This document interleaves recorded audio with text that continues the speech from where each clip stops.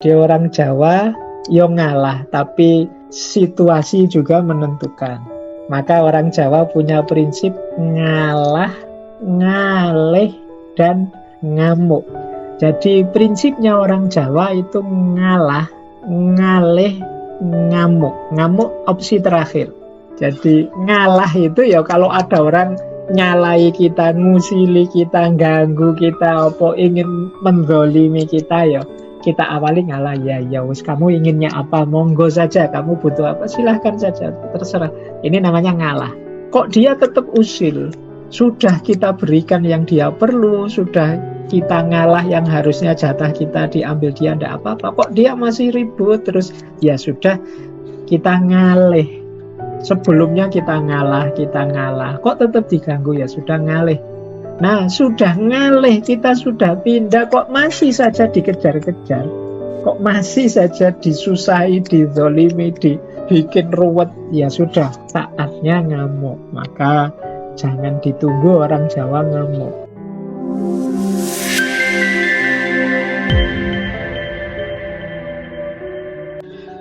Baik, kita lanjut ya Bapak Ibu, langsung saja biar tidak panjang-panjang prolognya. Saya akan mengangkat satu filosofi. Mungkin Bapak Ibu pernah mendengar, dan bagi banyak orang ini berat untuk dilakukan. Tapi menurut saya rahasianya agak dalam, prinsip dan filosofi hidup Jawa ini. Jadi yaitu wani ngalah, luhur wekasane. Wani ngalah itu berani mengalah, sehingga nanti akhirnya bisa mulia. Dan ini menurut saya sesuatu yang kalau kita pahami sekilas itu rasanya kok masa hidup cuma sekali kita ngalah. Kemarin-kemarin banyak yang bilang bahwa Pak, kan ada itu istilah sing waras ngalah. Nah sekarang mulai orang ngomong nggak boleh, sing waras nggak boleh ngalah, karena nanti yang menguasai peradaban orang-orang gila semua nanti. Coba kita dalami ya, maksud dari falsafah Jawa wani ngalah itu seperti apa. Baik, kita belajar pelan-pelan, nanti semoga ada sesuatu yang kita peroleh. Mungkin ini pesan rahasia dari simbah-simbah nenek moyang kita. Kalimat yang saya ambil di judul tadi, wani ngalah luhur wekasane, ini saya ambil dari tembang Mijil. Tembang Mijil ini karyanya Sunan Kudus. Jadi ini salah satu tembang yang populer sekali di Jawa, hasil karya Sunan Kudus. Biasanya kalau orang Jawa yang sepuh-sepuh, yang tua-tua ini dilakukan dalam bentuk mocopat. Jadi ini tembang Mijil. Mijil itu kalau di nomenklatur tembang Jawa itu kalau tembang Jawa itu kan nomenklaturnya dari lahir sampai orang meninggal. Nah, Mijil ini lahir. Jadi arti letternya keluar.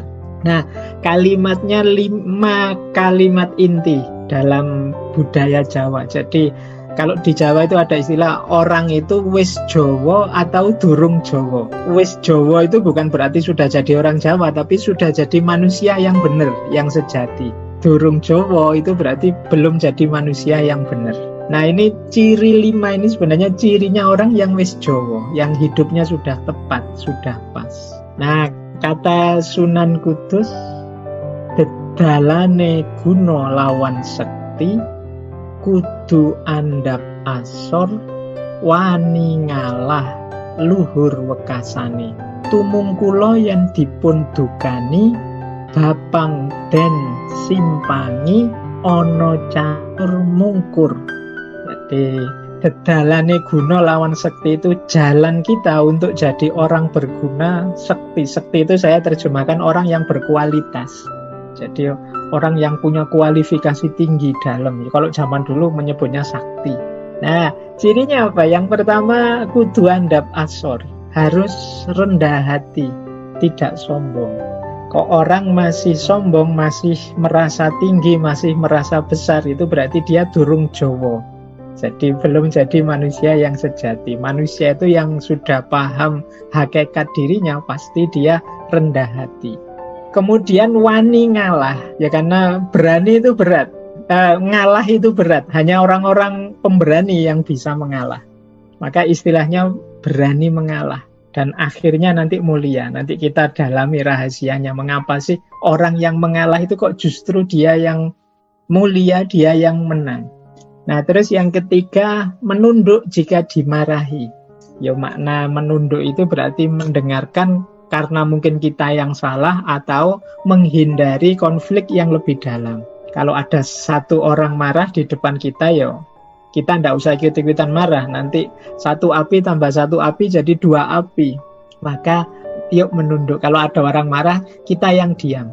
Karena marah itu situasi orang gelap, pikirannya gelap, hatinya gelap. Kalau kita timpali, mungkin responnya tidak kita inginkan. Maka ayo kalau didukani, kalau dimarahi kita menunduk. Kemudian bapang dan simpangi. Bapang dan simpangi itu ya angkara murka kita hindari. Kemudian ono catur mungkur. Ono catur mungkur itu kalau ada pembicaraan yang tidak perlu, sebisa mungkin kita hindari, kita jauhi dalam rangka membangun kualitas diri tadi. Ini berarti pergaulan, kalau makna luasnya pergaulan kok merusak kualifikasi kualitas diri kita, ya kalau bisa kita hindari dulu sampai kita benar tangguh jadi wong Jawa. Nah, ini sebenarnya masing-masing garis ada filosofinya, beberapa sudah kita dalami. Siang ini saya ingin ngambil satu saja isunya, yaitu wani ngalah luhur wekasane. Bagaimana sih filosofi mengalah ini? Baik, dasarnya apa sih filosofi wani ngalah ini? Di catatan saya ada beberapa basis berpikir khas Jawa, mungkin malah khas Nusantara, karena Nusantara bagian dari wilayah timur, yang cara berpikirnya agak berbeda dengan peradaban barat. Nah, ini agak unik karena sistem pendidikan kita itu sebenarnya polanya banyak mengadopsi yang barat. Sementara filosofi nenek moyang kita itu agak berbeda cara berpikirnya. Misalnya kita lihat ya beberapa basis filosofinya. Misalnya filosofi memayu hayuning bawono. Ini filosofi yang fokus pada bagaimana kita ini menciptakan harmoni di alam semesta. Orang Jawa itu filosofi dasarnya bukan kompetisi tapi harmoni.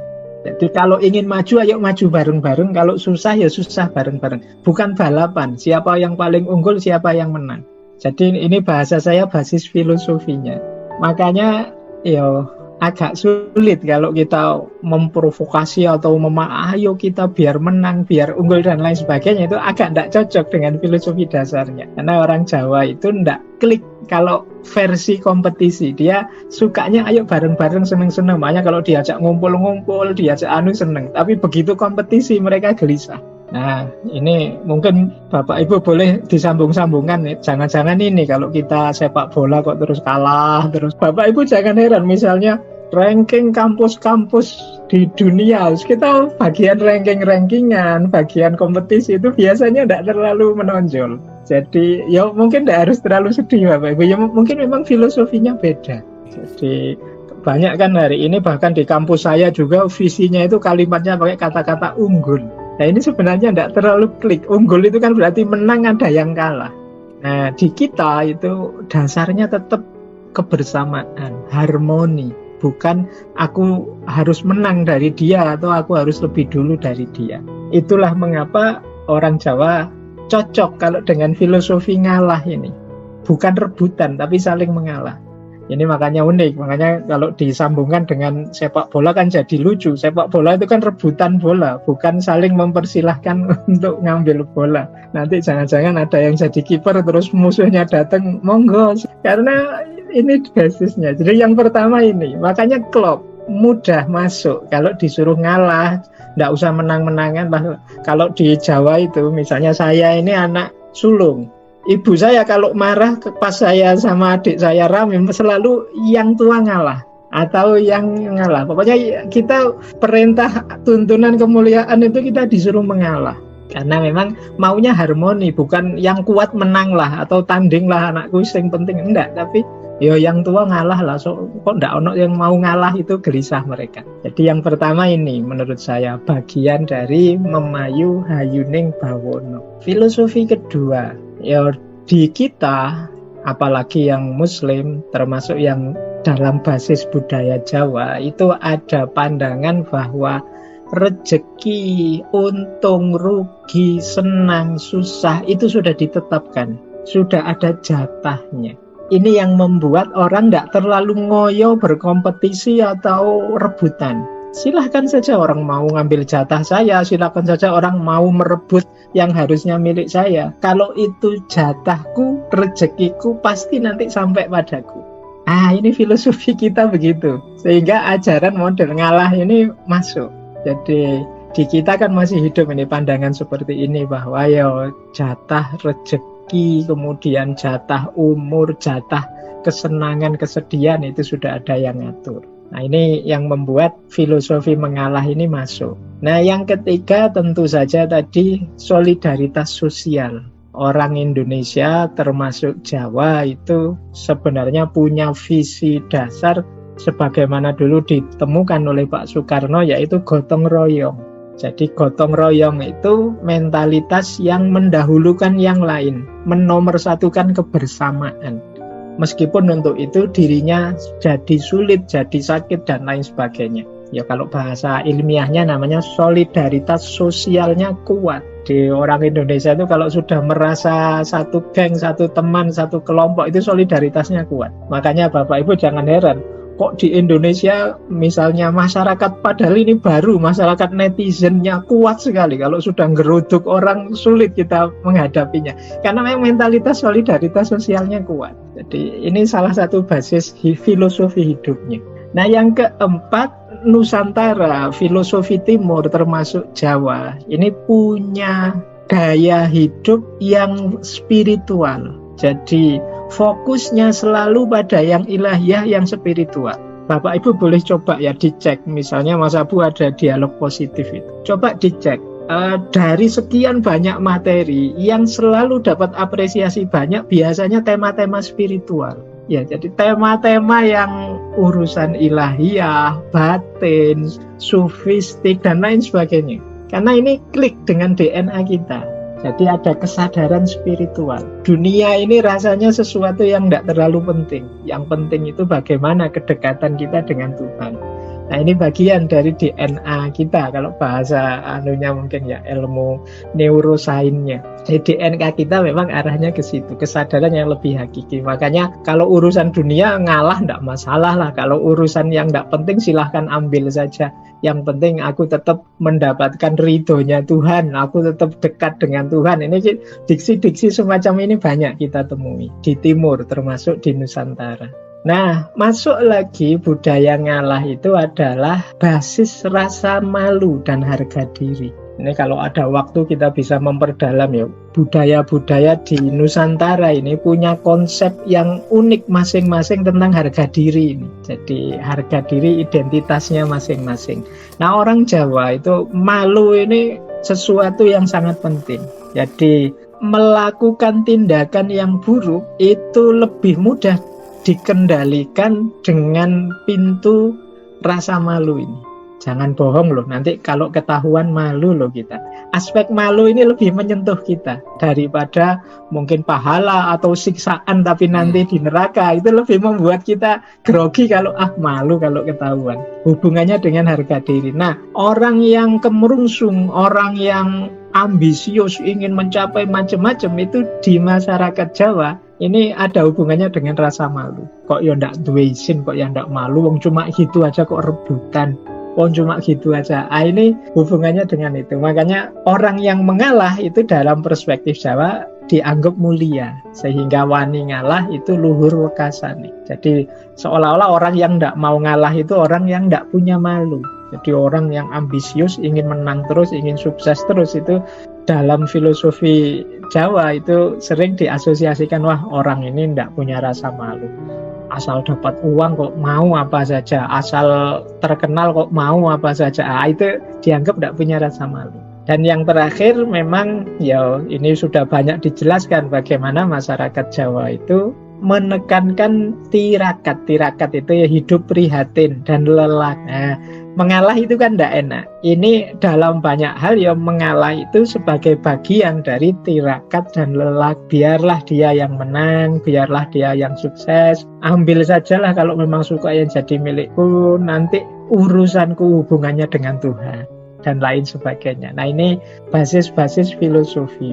Mungkin kalau di antara Bapak Ibu yang Jawa coba dicermati di lingkungannya, nilai-nilai ini biasanya secara umum masih kuat, khususnya di Jawa pedalaman. Jadi aspek harmoni, kemudian kesadaran tentang jatah masing-masing orang, solidaritas sosial, kemudian orientasi spiritual ilahiyah, rasa malu dan tirakat. Ini bagian-bagian kunci dalam filosofi Jawa. Nah, menarik di serat Centini itu ada ilustrasi tentang alam. Kalau orang yang mentalitasnya ngalah itu diibaratkan kayak bumi. Jadi tanah. Tanah itu kan diinjak-injak, dijajah, kita lempari kotoran dan lain sebagainya, selalu ke bawah. Tapi kan kita menjajah, menginjak-injak itu justru tidak menjatuhkan nilainya bumi, nilainya justru tambah meningkat. Apalagi hari ini harga tanah itu kan setiap tahun naiknya 2 kali lipatnya, bisa begitu loh. Padahal itu yang kita injak-injak, kita jajah tiap hari, kotoran apapun kita buang ke dia. Tapi tambah mulia dia itu, makin lama makin berharga ternyata. Nah, di orang yang mengalah itu juga mengalah itu kan dibuat kalah-kalahan, mungkin dizolimi dia, ternyata dia tambah mulia. Makanya wani ngalah justru luhur pada akhirnya. Bumi itu juga bumi itu sebenarnya powerful. Api, air, angin itu kan semua ada di dalamnya. Tapi dia tidak pamer, dia tidak menyombongkan diri. Nah, kalau mau semua dilibas oleh bumi, tapi kan dia tidak begitu. Nah, kemudian ya semua tumbuhan, hewan, manusia itu kan bergantung pada bumi. Bahkan air yang kotor kita buang ke bumi, dia memberi kita air yang jernih. Nah, maka manusia yang mampu mengalah dalam filosofi Jawa itu manusia yang mencapai level bumi, justru level yang rendah. Nanti ada yang menafsirkan itulah mengapa waktu sholat kita sujud itu mencium bumi. Di situ ada pelajaran luar biasa. Jadi, manusia yang mampu mengalah, yang sosok bumi ini berarti sosok yang penuh kasih sayang. Dia tidak egois, dia rela kebahagiaannya demi orang lain. Titik-titik kuncinya mengalah itu kan ada di situ. Nah, baik, sekarang kita dalami aktivitas mengalah ini sebelum nanti kita masuk ke hakikatnya. Jadi sebagai satu tindakan mengalah itu ya macam-macam sebenarnya. Yang kita bahas yang hari ini versinya Jawa tentu saja yang terakhir. Ada orang mengalah itu motifnya 3 yang atas. Motifnya 3 yang atas itu misalnya kepatuhan. Ada orang ngalah itu karena diperintah. Kayak tadi ya saya cerita zaman kecil, kalau sudah gegeran sama adik saya, ibu saya merintah, ayo yang besar ngalah. Itu kan jengkelnya luar biasa, tapi karena yang ngancam ibunya ya tidak berani bantah. Ini karena patuh saja. Nah, ini tentu saja nilainya kurang tinggi. Ini nilai level paling rendah dari ngalah itu karena kepatuhan. Ada naik satu level, kalau ini karena rasa tanggung jawab, rasa kewajiban saja.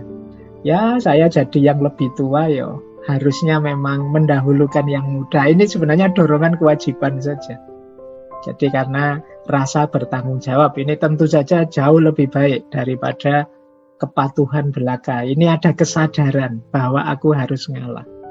Tapi kesadarannya kesadaran kewajiban. Belum masuk ke penghayatan. Yang nomor 3 ada yang mengharapkan balasan, keuntungan. Nah ini sudahlah aku ngalah, tiap pagi aku jemput kamu, kalau makan aku neraktir misalnya, tapi ada motifnya, nanti sopo ngerti kamu bisa suka padaku, kamu bisa, itu namanya nyari balasan, nyari keuntungan. Jadi saya ngalah sih, tapi ada yang tak incer dari ngalah saya ini, ada sesuatu yang lain yang saya incar, termasuk ngincar nama baik. Wah saya ini harus ngalah ini, kalau saya acting ngalah, nanti ada yang melaporkan di medsos, ada yang memviralkan, lumayan terkenal aku. Itu nunggu balasan. Ini belum masuk yang kita bahas siang hari ini. Ngalah yang luhur itu ya ngalah yang dasarnya memang cinta. Keikhlasan untuk memberi, berbagi, mendahulukan yang lain. Ini motif-motifnya orang yang ngalah. Jadi Bapak Ibu yo, berarti kalau ada orang ngalah, ndak kesusu, wah kamu ini mulia sekali. Kadang-kadang memang ada yang ngalah itu ada motifnya. Sekarang banyak orang nipu itu gayanya ngalah. Selamat Bapak Ibu dapat hadiah sekian juta, silahkan saya membantu. Ini koyo-koyo dia ingin membahagiakan kita, menyenangkan kita, tapi nanti belakangnya kita yang pontang-panting atau kita ketipu akhirnya kita. Nah, karena ngalah itu mulia, tapi kita juga harus jeli dengan motif-motif yang ada di baliknya, termasuk pada diri kita sendiri. Satu-satu, sekarang kita masuk ke hakikatnya. Jadi ini salah satu wawasan dari nenek moyang kita untuk ternyata setiap yang mereka pesankan itu ada rahasia-rahasia yang dalam. Yang pertama, orang yang mampu ngalah itu adalah orang yang sudah menang atas dirinya sendiri. Jadi orang yang bisa ngalah, misalnya harusnya saya nomor 1, tapi kasihan dia ya kalau dia kalah nanti dia mungkin dimarahi gurunya, atau biarlah saya ngalah biar dia duluan misalnya. Loh, itu kan orang itu kan secara natural, alami ingin dia yang unggul, dia yang nomor 1, dia di atas yang lain. Ini kan alaminya begitu. Tapi orang yang mengalah itu dia bisa menekan egonya ini. Jadi Bapak Ibu boleh latihan mengalahkan ego itu dengan mengalah.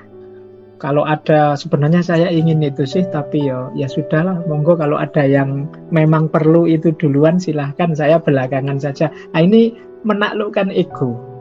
Jadi dengan cara mengalah itu kita melatih ego kita untuk bisa dikendalikan. Jadi selama ini kan sering saya ditanya gimana Pak caranya mengendalikan ego, gimana cara mengalahkan diri kita sendiri. Nah, cara untuk mengalahkan diri kita sendiri, buanglah kannya. Jadi mengalah. Jadi dengan cara mengalah itu ego kita latih puasa. Jadi kita latih untuk menikmati pahitnya tidak dapat sesuatu meskipun hakikatnya kita bisa dapat. Nah, ya tentu saja ini tidak berlaku rumus ego ini kalau Bapak Ibu masih berpamrih ngalahnya. Jadi ngalahnya masih ada niat-niat tertentu, ya sama saja ini sebenarnya ngalah hanya sebagai jalan untuk memuaskan ego.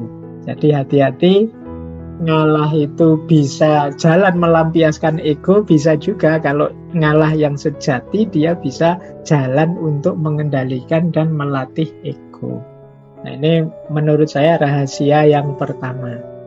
Karena perjuangan paling berat kita dalam hidup ini kan sebenarnya perjuangan menaklukkan ego. Rasulullah itu pulang dari perang Badar itu kan bilangnya ini kita kembali dari perang kecil menuju perang besar. Dan perang besar itu perang menaklukkan ego, menaklukkan diri kita. Jadi rahasianya di sini. Jadi nenek moyang kita dulu ngajari kita untuk ngalah, sebenarnya mengajari kita untuk menaklukkan diri kita sendiri, mengajari kita untuk tidak egois. Yang kedua, untuk bisa ngalah kita harus kuat. Orang lemah tidak bisa ngalah. Orang lemah itu bisanya kalah. Ya kalau kita memang kalah, tidak usah ngaku ngalah. Ya memang kalah. Beda. Kalau mengalah itu kuat. Ya kayak sepak bola, ya aslinya kalah, ya kalah saja. Jadi untuk mengalah itu ya kita harus kuat. Jadi makanya hanya orang-orang yang kuat yang bisa ngalah.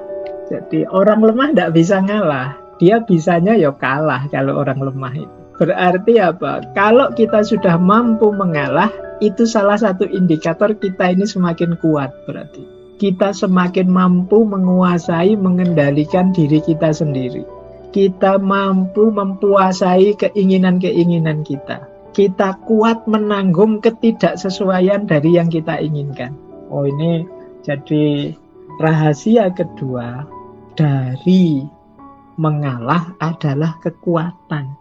Jadi tidak sembarangan orang bisa mengalah. Kalau kalah sih gampang, banyak. Tapi mengalah itu harusnya kita lebih tinggi, tapi kita memberi kesempatan yang lain. Harusnya kita miliki, tapi kita berikan pada yang lain. Ini filosofi kedua. Rahasia kedua dari mengalah. Rahasia ketiga, mengalah itu menunjukkan kondisi jiwa yang tidak tergantung dan terikat. Di banyak sesi kajian-kajian tasawuf, kajian-kajian tentang jiwa itu kan sering kita dinasehati jangan terlalu terikat. Manusia itu cenderung ambisius, ingin meraih sesuatu, kalau sudah punya sesuatu tidak mau lepas. Nah, beda dengan mentalnya orang mengalah ini. Orang mengalah itu kan dia yang harusnya aku miliki, aku pegangi, aku berbagi dengan yang lain. Yang harusnya bisa aku raih, aku beri kesempatan yang lain meraihnya duluan. Nah, ini melatih kita untuk tidak tergantung pada apapun. Makanya di situ saya jelaskan kondisi jiwa orang yang mengalah itu ya dia penuh kasih sayang, luas hatinya. Jadi tidak sempit. Kemudian siap berbagi dan tidak tergantung. Siap berbagi itu apa yang saya miliki. Kalau engkau memang membutuhkannya silahkan. Tidak tergantung itu dapat alhamdulillah, tidak dapat tidak apa-apa. Seandainya tidak ada yang memiliki, saya miliki alhamdulillah. Kok ada yang lebih butuh, yang memerlukan itu saya berikan, tidak masalah. Ini namanya tidak tergantung. Jadi rahasia kemenangan orang yang ngalah yang ketiga, dia tidak tergantung. Kayak kita kalau sedang punya cita-cita apa itu kan biasanya ambisius sekali mengejar itu. Seolah-olah kalau itu sudah dapat itu kita sudah tercapai segalanya, bahagia sampai akhir, meskipun dikritik oleh dulu kan Ki Ageng Surya Mentara. Ini menunjukkan keterikatan kita ke situ. Disinilah sumbernya duka cita, kesedihan, kegalauan dan lain sebagainya. Bapak Ibu boleh dicek ya, kalau hari ini mungkin ada yang sedih atau menggelisahkan apa. Itu biasanya karena ada keterikatan yang kuat pada sesuatu. Jadi mungkin misalnya yang ingin mencita-citakan membuat apa atau meraih apa, itu mungkin kita terobsesi sekali ke situ, terikat sekali ke situ, sehingga ketika ada sedikit-sedikit melesetnya kita galau. Beda dengan orang yang mampu mengalah ini. Orang mampu mengalah ini sanggup aku sukses menang. Tapi kalau ada yang mau atau ada yang ingin duluan silahkan, tidak masalah. Meleset, aku tidak sedih, dapat alhamdulillah. Nah, ini mentalnya orang yang ngalah. Menurut saya jadi kunci nanti ketentraman batin. Ketentraman batin kita itu banyak berhubungan dengan ketidaktergantungan kita pada apapun. Nah, orang ngalah itu juga ada konotasi memaafkan. Ngalah itu kan orang kadang-kadang menyalahi kita dan ya sudahlah silahkan kalau kamu maunya itu. Itu kan ngalah itu kan sebenarnya kita dizolimi orang tapi kita izinkan dia. Silahkanlah kalau engkau mau itu. Jadi ini orang yang menzolimi kita itu harusnya jadi maunya berdosa tapi tidak. Jadi ngalah itu mekanisme dari harusnya dosa jadi pahala. Jadi misalnya orang mau merampas hak kita, itu kan dia maunya jadi berdosa. Tapi ketika kita ngalah, dosa di dia itu sekarang didaur jadi pahala di kita. Jadi dia tidak dapat dosa, kita dapat pahala. Nah, jadi ini rahasianya mengalah. Jadi dia tidak dapat dosa itu kan menunjukkan kita peduli, kita sayang juga pada dia, tidak cuma padaku. Dan alhamdulillah kita juga dapat pahala karena mendahulukan yang lain, menyayangi yang lain. Tapi kalau kita hentikan prosesnya hanya pada level zalim dan mazlum, yang menzalimi dan yang dizalimi, ya memang adilnya di situ, tapi tidak ada keutamaannya. Makanya tadi kan luhur wekasane, ada keluhurannya. Untuk naik ke level keluhuran itu kita naik ke aspek mengalah tadi. Jadi, kalau dalam Islam itu kan ada rumus innallaha ya'muru bil adli wal ihsan. Adil itu adil. Kalau orang pinjam 10 ya dia harus bayar 10, itu adil. Tapi orang pinjam 10 terus enggak apa-apa kamu bayar 5 saja, sisanya aku ikhlas. Ini ihsan namanya. Loh, ihsan ini kan aspek mengalah tadi. Jadi hakikatnya ngalah itu memaafkan. Dan ya memaafkan ini utama, mulia, juga menguntungkan. Orang yang memaafkan itu kan dia mengurangi gelisahnya hati, buramnya pikiran karena orang lain. Kalau saya tidak memaafkanmu, akhirnya aku sibuk tentang dirimu. Bagaimana caranya aku mengejar, membalas agar kesalahan itu setimbal. Ini kan nambah pekerjaan. Tapi begitu kita maafkan, kita lebih ringan.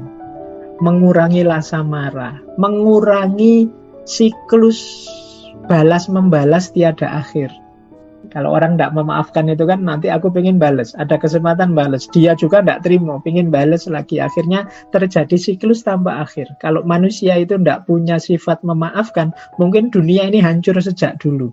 Orang mengingat-ingat, kamu salahnya apa padaku, harus impas, kamu salahnya. Makanya Nabi Isa itu kan punya kalimat, kalau mata dibalas mata, mungkin ya seluruh orang di dunia ini sudah buta. Karena ya kamu salah balas, salah balas, akhirnya balas membalas berangkai tiada akhir. Kemudian ya maaf itu kan meningkatkan kualitas hubungan kita dengan orang lain. Dan juga menurut saya indah juga memaafkan itu apa? Membuat kita bangga pada diri kita. Wah, ternyata aku masih bisa memaafkan ya. Bapak Ibu cobalah memaafkan. Itu rasanya besar sekali di hati ini. Ternyata aku bisa memaafkan. Ternyata aku bisa menerima beratnya kesalahan orang lain padaku. Jadi ini meningkatkan kebanggaan diri kita, meningkatkan self love, cinta kita pada diri kita sendiri. Nah, ini juga bahkan bagi orang-orang cerdas, mengalah ini bisa jadi visi dan strategi untuk menang. Bapak Ibu mungkin pernah dengar istilah ya, mengalah untuk menang. Jadi mengalah itu jangan dikira ujungnya kalah. Mengalah itu seringkali ujungnya menang. Orang itu kalau dia membaca lebih luas, biasanya banyak hal yang harus dia relakan demi tujuan yang lebih besar. Makanya di situ saya bawa dalam bahasa Inggris itu kan, you may lose the battle but you win the war. Jadi kalah di pertarungan-pertarungan kecil tidak apa-apa, tapi di peperangan secara umum ini kita menang. Kadang-kadang kan ada orang itu yang inginnya menang terus pada akhirnya, tapi ternyata setelah dilihat secara umum hakikatnya dia kalah. Semua orang membenci dia, mungkin semua orang tidak respect pada dia. Ini hakikatnya dia kalah. Meskipun di pertarungan satu-satu dia kelihatan menang. Jadi mengalah ini ada rahasia visioner dan strategis. Kalau orang Jawa ada istilah ngeluruk tanpa bolo, menang tanpa ngasorake. Ngeluruk tanpa bolo itu menyerbu tanpa pasukan. Jadi kalau kita misalnya melakukan aktivitas ngalah, silahkan sampean duluan, tidak apa-apa, silahkan. Itu kan orang ketika kita bersikap seperti itu kan orang merasa tidak enak ya, merasa takluk di depan kita. Itu kan namanya kita menyerbu dia tanpa pasukan. Kita menyerbunya dengan kebaikan-kebaikan kita. Jadi itu namanya ngeluruk tanpa bolo. Dan menang tanpa ngasorake. Kita menang atas dia tapi tidak membuat dia malu.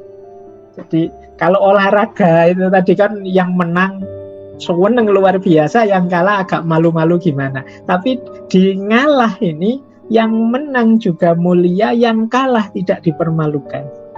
Nah ini bagian dari strategi yang bahasa saya visioner dan strategis. Kadang-kadang kalau kita menggunakan intelijensi kita, kalau kita bisa membaca lebih luas, strategi mengalah ini penting untuk kita ambil demi kemanfaatan yang jauh lebih besar.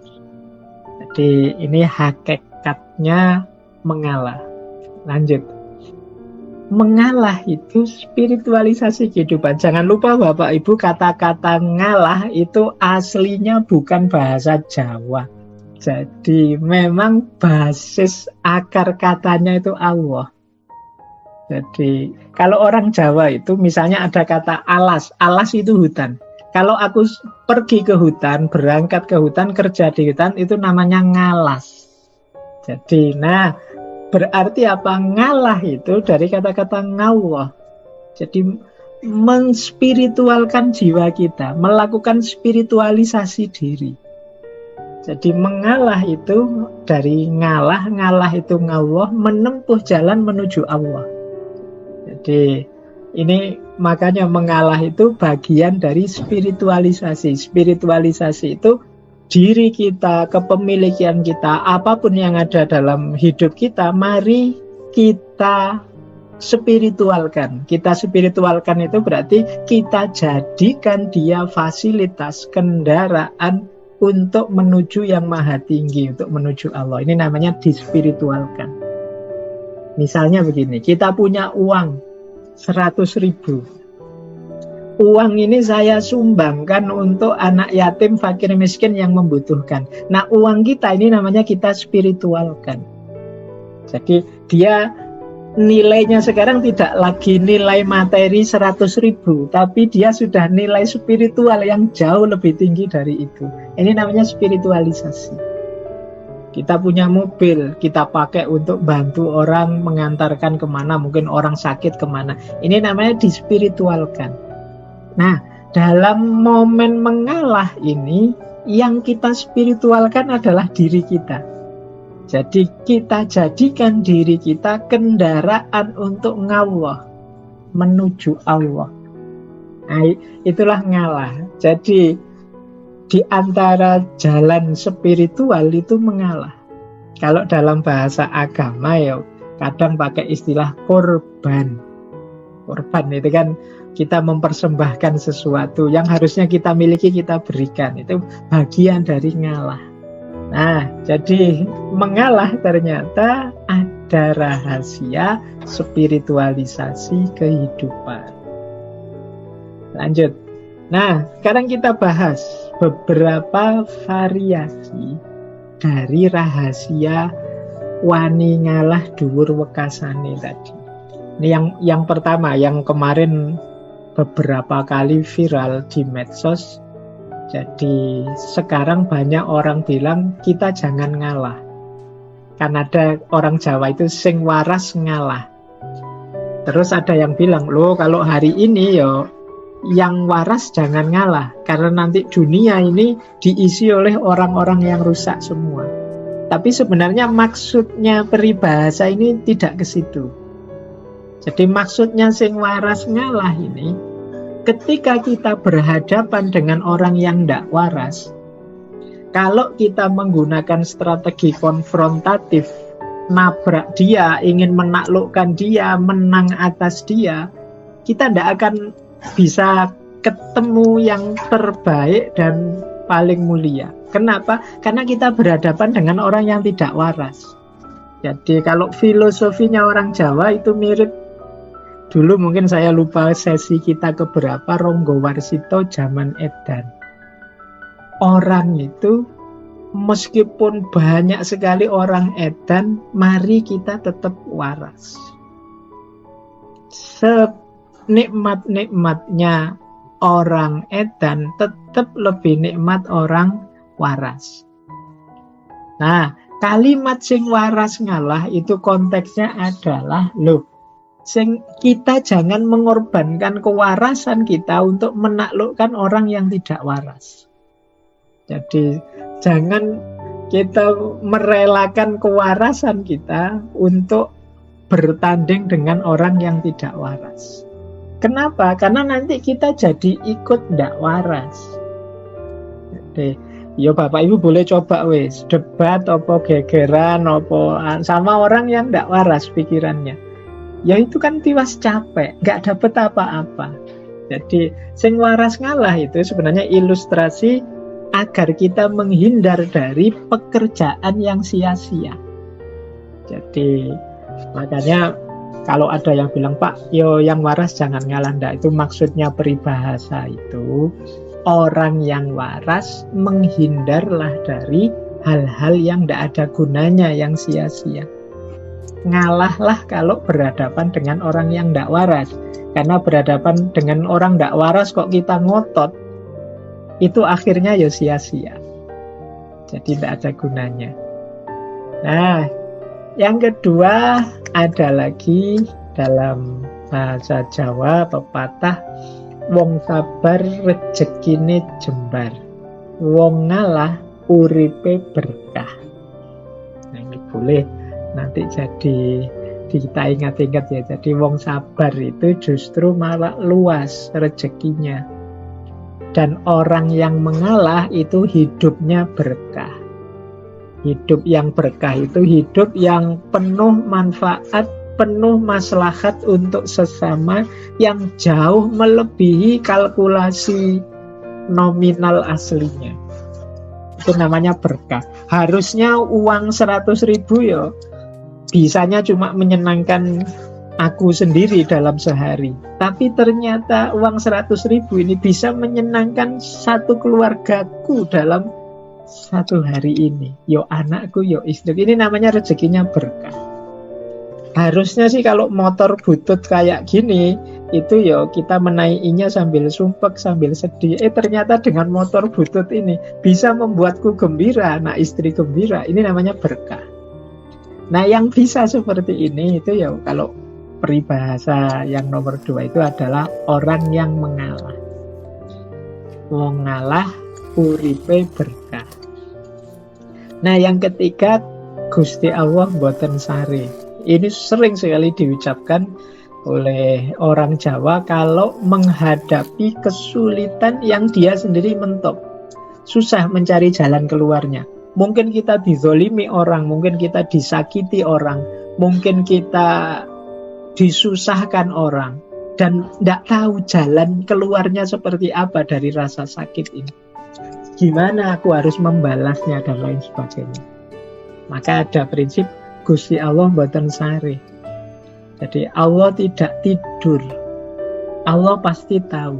Makanya kita jangan putus asa, kita jangan sedih berlebihan, misalnya memprihatinkan perilaku orang pada kita. Karena apa? Allah tidak tidur. Gusti Allah mboten sare. Allah adil. Nanti yang baik ya akan mendapatkan imbalan kebaikan, yang buruk juga akan mendapatkan keburukan. Nah, ini keyakinannya orang Jawa. Jadi membuat susah, membuat gelisah orang Jawa dengan mentalitas seperti ini itu sebenarnya sulit.